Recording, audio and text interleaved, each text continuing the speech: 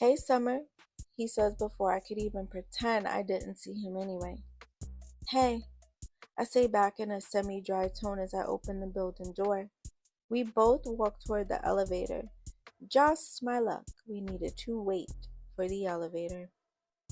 You know, I've been meaning to talk to you, he says in a tone that sounds like he's attempting to be courageous. Talk to me? I sound confused with my reply. Yeah, like, can we go to the movies or something? Before I could even answer, I totally spaced out for a second because I forgot I left Yamir hanging with that. He probably thinks I don't want to go to the movies with him. I'm kind of dealing with someone, and I thought you had a girlfriend anyway. I questioned as the elevator arrived. I can't say I hadn't been more relieved to see an elevator. I don't give a fuck about no bitch, he replies, trying to sound tough. Huh? And you asked me to the movies? I say as we walk into the elevator. You not a bitch, he says, trying to sound suave as he presses the button for the third floor and sixth. I shake my head and don't even reply to him. He seemed to drop his Mr. Cool act as he walked into the elevator. That was lame anyway. We ride in silence for the next few seconds. We are in the same space. See you around, he says as we approach the third floor. Yep, I reply in an extremely short, dry tone. The next afternoon, when I get in from school, I call Yamir's house. I didn't think he'd be home, but I figured he'd see my number and call me back. The phone rings once and someone picks up. There was a hesitation with the person saying hello. I was almost ready to hang up, which seemed a little odd. Hello? Hello, may I speak to Yamir? I reply even though I know it's him. Summer? Yes?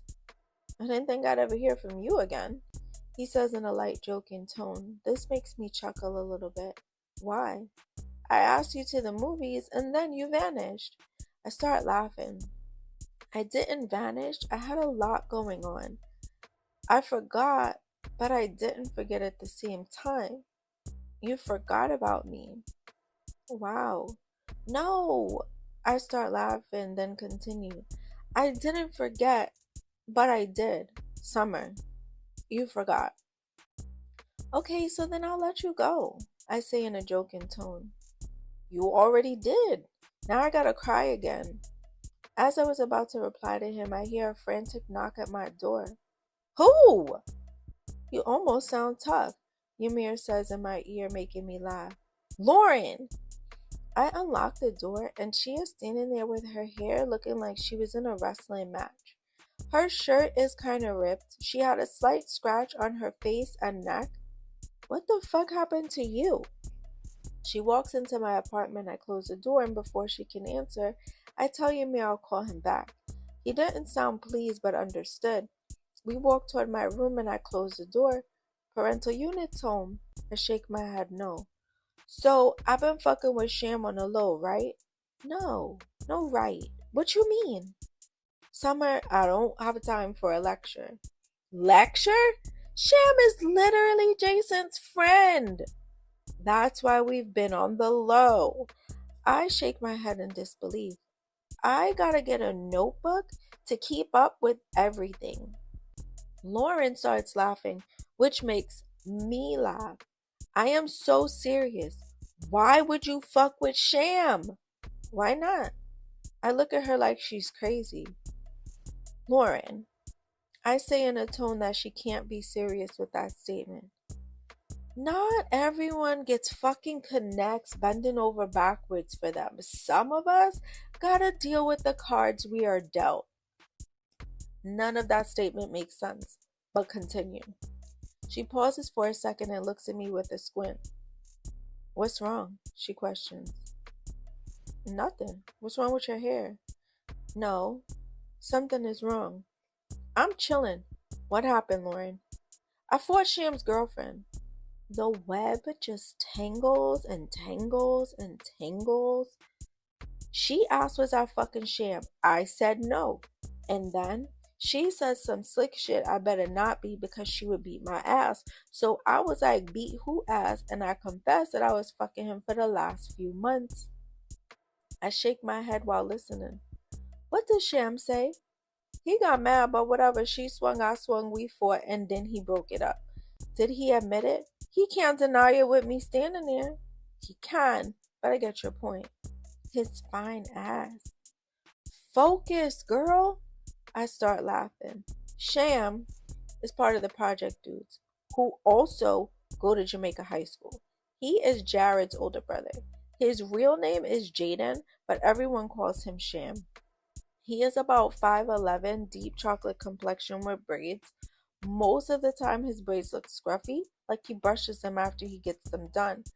But he's well put together in terms of cleanliness and attire. He is fine, and I'm gonna keep fucking him too. I'm sure Jason is going to find out. So? She looks at me with a disgusted face. Okay, I say and shrug. Jason better leave me alone, fucking with mad bitches in Jamaica. Yeah, but not your homegirl. Like, these niggas been friends since elementary. I don't care, Summer. I'm not moving with emotion. I just need a notebook. I don't know whose day or week it is. You just show up discussing someone new. Lauren stays for a little while longer and fixes her hair. She also took a shirt so her mother wouldn't realize she got into a fight. I had to give her one of my oversized sleeping shirts because her boobs can't fit in my regular shirts. As the weeks went by, I was hanging out in Lefrack more with Tony. We always had a good time. She started talking to this new dude and she was cordial with Jules but made it clear they were no longer together.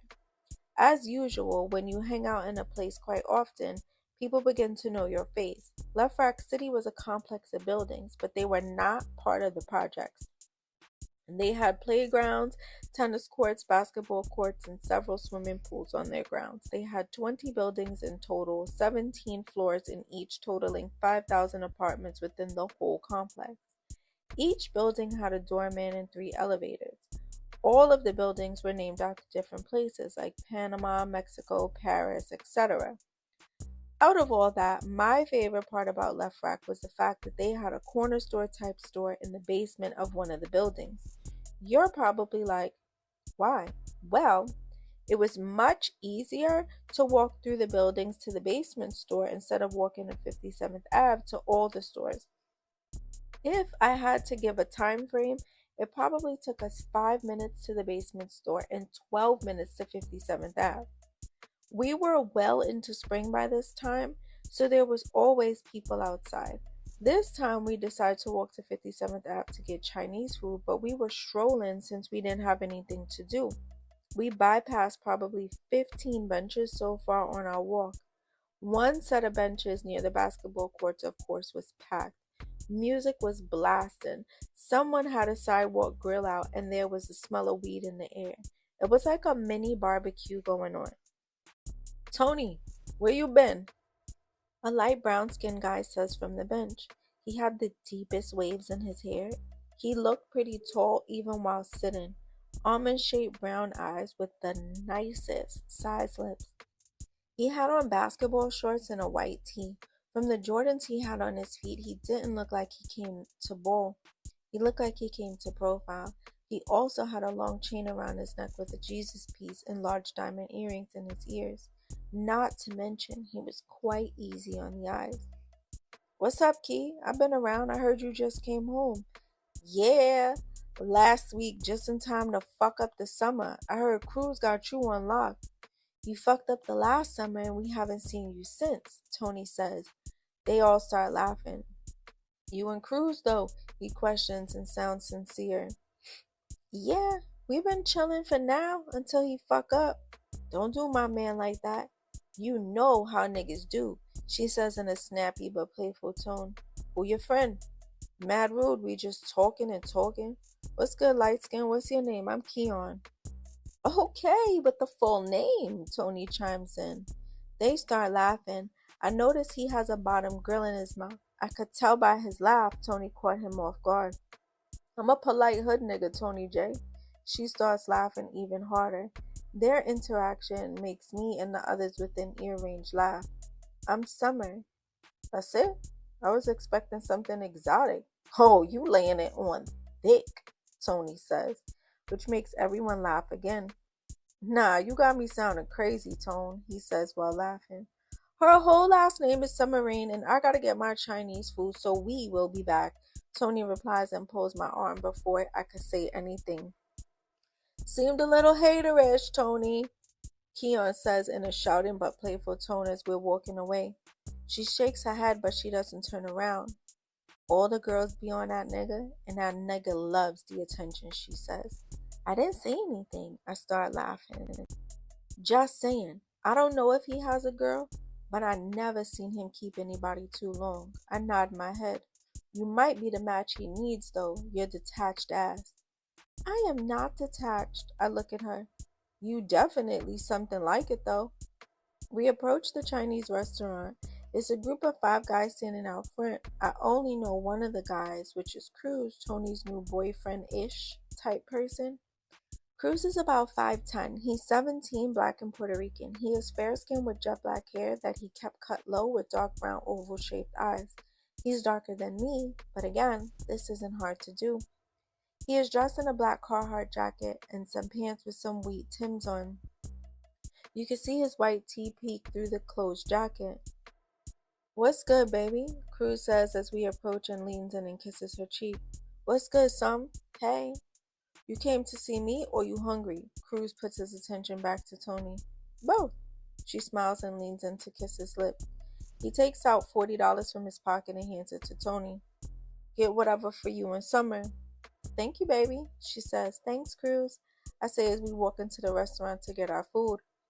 When we start walking out, Cruz is talking to a light-skinned guy who's leaning on the passenger side of the car. He looks about 6'1" or so, really skinny. Dressed clean but not flashy or anything. Real casual, sweats, white tee, white uptowns. They both look in our direction, but Cruz doesn't say anything to Tony as we leave the store. They look really involved in their conversation. We walk back through the buildings to head back toward her house to eat our food. The basketball area was completely quiet now. You wouldn't have guessed so many people were here 5 minutes ago. What the hell happened here? Tony questions as we're walking through. Then we see an NYPD police car parked close by. Oh, we say in unison and start laughing. When school starts the following week, there seems to be a lot of tension in the hallways. Damien, Jules, and Shania don't seem too bothered, but they seem more alert than anything. When I get to math class, Angelo is in my seat. I roll my eyes as I approach my seat. Move, Angelo. He looks up. Why you so mean to me? Who is mean? This is my seat. He starts to get up. You was nice to the new nigga though. I know the new nigga, and you not the new nigga. I sit down in my seat as he moves out the way, only to see Champion standing there, getting ready to sit in his seat. He half smirks, but doesn't say anything. Whatever, Summer. I see you. He walks toward his seat. You are a little mean to homeboy, Champion says as he sits. He will be okay. We never been cool like that, and we not starting today. Champion starts to laugh. Good morning. I start laughing. Good morning, Champion. Mr. Abrams walks in and scans the room before speaking. Angelo Pennyworth to the dean's office. Everyone turns to look in Angelo's direction, who looks confused. Why? You'll find out when you get there, I suppose, Mr. Abrams replies. Angelo looks nervous. Everyone else? Books out. Like clockwork. Everyone's books and pens came out as the lesson begins. The class goes by quickly, and as the bell rings, we all start putting our books away. Asking you out somewhere is a no, Champion says without looking at me as he puts his books away. He caught me off guard. I knew he flirted, but was he serious? I mean, seriously, to some degree. He's probably used to girls being all over him. Huh? I replied to buy myself time to answer.